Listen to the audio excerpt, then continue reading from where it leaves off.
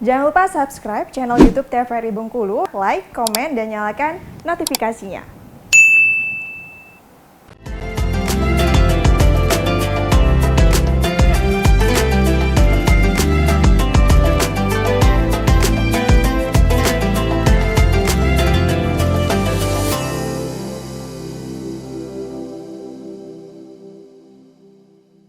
Pemirsa, terima kasih tetap bersama kami dalam acara Mutiara Ramadan, dan saya saat ini masih bersama dengan Ustazah Bunga Yayan. Kita berbicara tentang fidyah. Ini luar biasa sekali pemirsa, karena banyak orang tidak begitu paham tentang fidyah.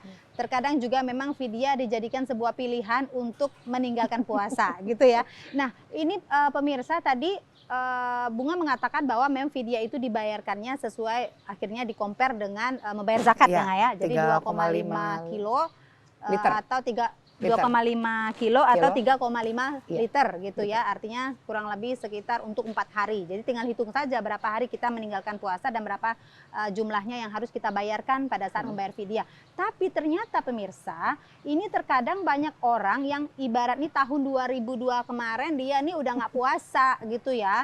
Terus nggak bayar fidyah, nggak mengkodok juga. Nah, ini udah masuk 2023, sebentar lagi udah mau lebaran. Tapi hutang yang tahun lalu itu belum dibayarkan. Nah, apakah di tahun ini juga dibayarkan tetap sama ataukah ada dendanya nih pemirsa? Gimana nggak?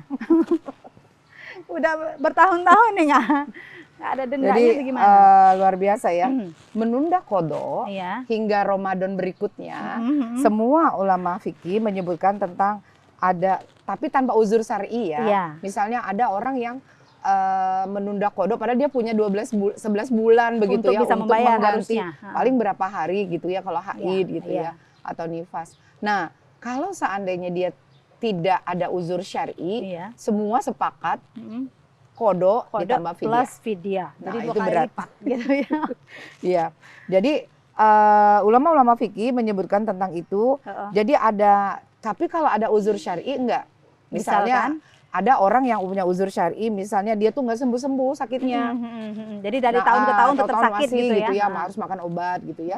Nah, tetapi setelah masuk ke Ramadan sembuh. Nah, di situ dia emang nggak bisa karena ada uzur syar'i. Nah, gitu. Tapi kalau nggak ada uzur syar'i, waktunya lapang, dia nggak sakit, tapi masih nunda untuk bayar kodok puasanya, berarti oleh ulama fikih ya, 4 mazhab mengatakan ditambah kodok. Jadi kodok ditambah dan fidyah. bayar fidyah juga. Jadi 2 gitu Jadi ya. ada semacam apa ya, bahasa Bunga tuh kayak konsekuensi hukum, memang yang harus, makanya harusnya kita sebagai umat muslim itu menyegerakan Nggak boleh untuk membayar hutang nunda-nunda kita kepada Allah ya nggak ya. Apalagi utang puasa yang memang setiap tahun kita lakukan dan wajib gitu ya. Nah, bagaimana kalau ada orang yang wafat, meninggal dunia, dia punya hutang puasa.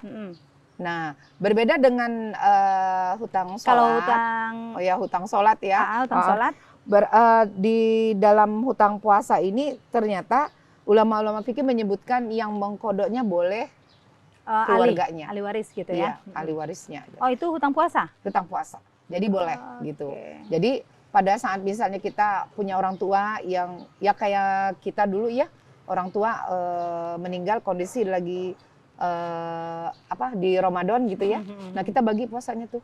Misalnya anaknya 7 pertama, orang. Ya, 5 hari ya, gitu puasanya gitu. Jadi boleh gitu. Jadi itu dikodok puasanya artinya atau dibayarkan puasanya oleh ahli warisnya. Tapi kalau misalnya ahli warisnya memilih untuk membayar fidyah untuk si orang tua yang meninggal tadi gimana? Ya, jadi di sini disebutkan ya, man mata wa alaihi siyamun sama anhu waliyuhu ya. Ruwahu Bukhari Muslim. Siapa yang meninggal dunia dan punya hutang puasa, maka walinya harus berpuasa untuknya. Ya. Jadi ini ada hadis Bukhari Muslim, kemudian hadis lagi riwayat Muslim, inna ummi matat aw 'alaiha saumun nazrin afa asamu anha sumi an ummik. Jadi ibu saya meninggal dunia nih ya Rasulullah, punya hutang puasa gitu ya. Apakah saya harus berpuasa untuk beliau? Rasulullah SAW menjawab, berpuasalah untuk ibumu. Jadi itu. Jadi berpuasa hutang puasa gitu ya. Utamanya puasa ya, iya. Kalau fidyah ada sih, tapi ulamanya nggak muktamad. Maksudnya gini, maksudnya nggak sepakat gitu. Tapi kalau yang kodok dengan dengan kodok oleh ahli wali waris, itu semua sepakat. Gitu Iya, ya. Jadi artinya memang kita itu jangan menunda-nunda untuk membayar puasa nggak ya, karena Iya. semakin hari ditunda, Semakin kemudian banyak bertemu kembali hutangnya. dengan bulan Ramadan, Betul. ternyata 2 kali lipat. Iya. Nah kalau Berbeda kalau yang tadi ada uzur syar'i kan nggak perlu bayar fidyah. ya, Mau- ini memang bagi orang-orang yang memang masih bisa untuk berpuasa, nggak ya, ibaratnya tuh kalau melahirkan itu kan masih bisa gitu ya. Betul. Kemudian juga nenek-nenek, Nenek lincah. tapi nenek-nenek tapi masih lincah, masih kuat, itu juga jangan bayar fidyah aja gitu ya, tetap mengkodok puasa nggak ya. Oke. Iya. Nah Jadi- kalau Jadi untuk yang tadi ya, bahwa bagaimana ternyata untuk ibu yang menyusui maupun yang hamil gitu ya, ternyata ada konsekuensinya juga gitu. Jadi jangan menganggap bahwa cuma bayar fidyah saja. Iya, Mm-mm. iya. Jadi kalau seorang ibu yang hamil, yang tadi Bunga sebutkan, dia khawatir terhadap dirinya dan bayinya, Bayinya. dia berarti cukup mengkodok saja puasa tanpa bayar fidyah. Tanpa bayar fidyah. Tetapi kalau dia mengkhawatirkan anaknya, tapi sebenarnya dia mampu puasa, dia ada konsepnya 2, kodok puasa dan bayar fidyah. Jadi fidyah itu nambah di situ. Tambah di sana gitu Iya. ya. Jadi semuanya sepakat. Nah, sehingga nggak ada yang disebut bayar fidyah aja. Ya. Kenapa sih ada yang ngomong tentang bayar fidyah saja? Ini memang ada riwayat Ibnu Abbas sama Ibnu Umar.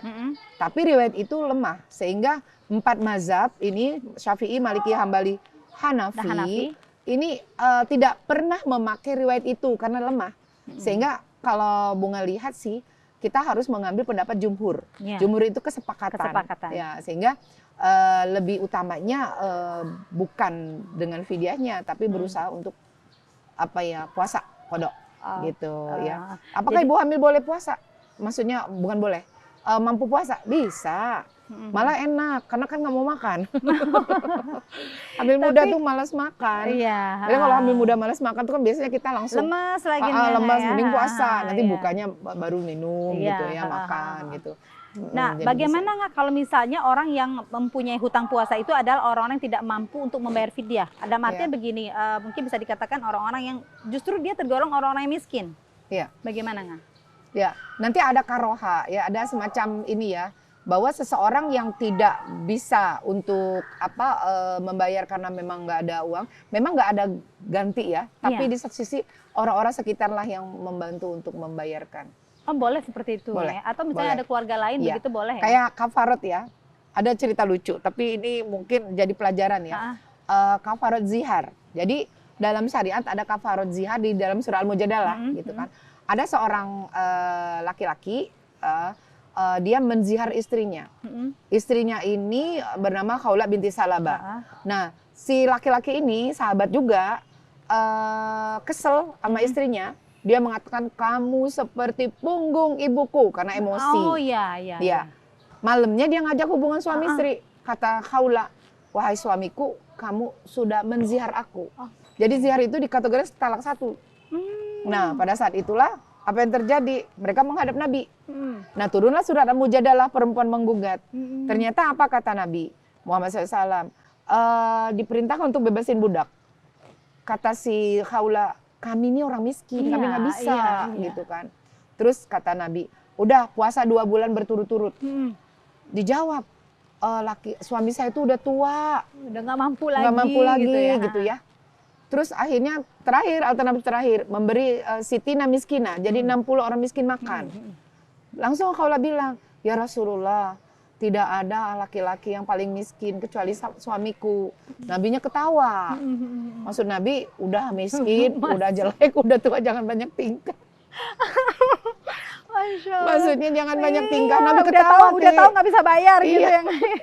Emosian lagi kan ya. Terus kata Nabi, ya udah sahabat-sahabat kumpulin semua tuh kurma. Nah, ada satu gantang kalau di hadis ya. Satu ini, Mungkin nah satu itulah ember besar gitu ya. kata Nabi nih kurma bagikanlah untuk 60 orang miskin makan. Jadi itu konversinya bukan beras saja, tapi kayak kurma gitu ya. Jadi Mungkin bahan pokok di negara itu ya. Iya betul. Jadi konversinya di situ. Jadi ada alternatif. Jadi kalau kita ngelihat ada orang yang memang nggak mampu bayar fidyah, ternyata boleh kita yang bersedekah. membayarkan. Jadi kita dapat pahala sedekah. dia juga dapat membebaskan dirinya dari itu fidyah gitu. Nah, Oke. terus terakhir ada juga, ini belum terakhir kayaknya ya? Belum, kita masih ada konsep. satu segmen lagi. Atau nanti di segmen kelima aja nggak ya? Iya, Untuk oke. lanjutan ceritanya ya. Iya. Karena kita akan jeda sejenak. Dan pemirsa tetap bersama kami dalam acara Mutiara Ramadan.